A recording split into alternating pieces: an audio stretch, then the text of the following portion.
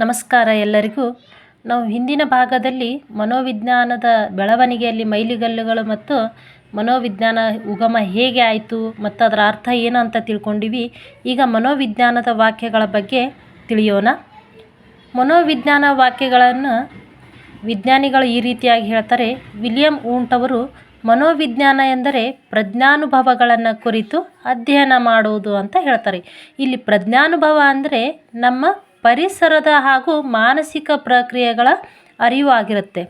ಆಮೇಲೆ ಜೆ.ಬಿ. ವ್ಯಾಟ್ಸನ್ ಅವರು ಏನು ಹೇಳ್ತಾರೆ ಅಂದರೆ, ಎಲ್ಲಿಯವರೆಗೆ ಮನೋವಿಜ್ಞಾನ ಮನಸ್ಸನ್ನು ಕುರಿತು ಅಧ್ಯಯನ ಮಾಡುತ್ತದೋ ಅಲ್ಲಿಯವರೆಗೆ ಅದು ವಿಜ್ಞಾನವಾಗಿರೋಕ್ಕೆ ಸಾಧ್ಯ ಇಲ್ಲ ಅಂಥೇಳಿ ಅವರು ಭಾಳ ಕಟುವಾಗಿ ಟೀಕಿಸ್ತಾರೆ. ಮನುಷ್ಯನ ವರ್ತನೆಯನ್ನು ಮತ್ತು ಮಾನಸಿಕ ಪ್ರಕ್ರಿಯೆಗಳನ್ನು ಅಧ್ಯಯನ ಮಾಡುವುದೇ ಮನೋವಿಜ್ಞಾನ ಅಂತ ಹೇಳ್ತಾರೆ. ವಿಲಿಯಂ ವೂಂಟ್ ಜರ್ಮನಿಯ ಮನೋವಿಜ್ಞಾನಿಯಾಗಿದ್ದರು.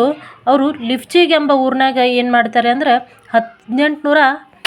1879ರಲ್ಲಿ ಪ್ರಥಮ ಮನೋವಿಜ್ಞಾನ ಪ್ರಯೋಗಶಾಲೆಯನ್ನು ಲಿಪ್ಜಿಗ್ ಎಂಬ ಊರಲ್ಲಿ ಸ್ಥಾಪಿಸ್ತಾರೆ. ಆಮೇಲೆ 1920ರಿಂದ 1950ರ ನಡುವೆ ಮನೋವಿಜ್ಞಾನವನ್ನು ವರ್ತನೆಯನ್ನು ಕುರಿತು ಅಧ್ಯಯನ ಮಾಡುವ ವಿಜ್ಞಾನ ಅಂತ ಹೇಳಿ ನಿರೂಪಿಸ್ತಾರೆ.